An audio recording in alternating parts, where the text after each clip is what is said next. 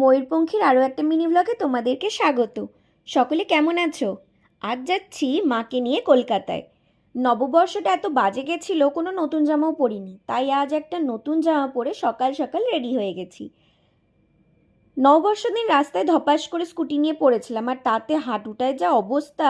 যাই হোক, রেডি হয়ে সব কিছু গুছিয়ে নিয়ে তো বেরিয়ে পড়লাম। রাস্তায় খিদে পেয়ে গেছিলো, তাই মা খেলো চা আর বিস্কিট, আর আমি শুধু চা খেয়েছিলাম। আমি আর বিস্কিট খাইনি। সকাল সকাল সারা রাত জেগে চুল স্ট্রেট করেছি দেখো, আর এই চুলের হাওয়াতে কি অবস্থা, পুরো নষ্ট হয়ে গেল। বেলডাঙায় রাস্তার ধার থেকে একটা গামছা কিনেছিলাম, জানোই তো বেলডাঙা গামছার জন্য বিখ্যাত, আর মায়ের অনুরোধেই কেনা আর কি। যাই হোক, রাস্তাটা এত সুন্দর, চারিদিকে ফ্লাইওভার আর মসৃণ রাস্তা, মনে হচ্ছে যেন চলেই যায় আর শুধু চলেই যায়। যাই হোক, অনেক দিন পরেই মাকে নিয়ে, মানে মায়ের জন্য অ্যাকচুয়ালি বেরোনো হলো, কারণ অনেক দিনই বাড়িতে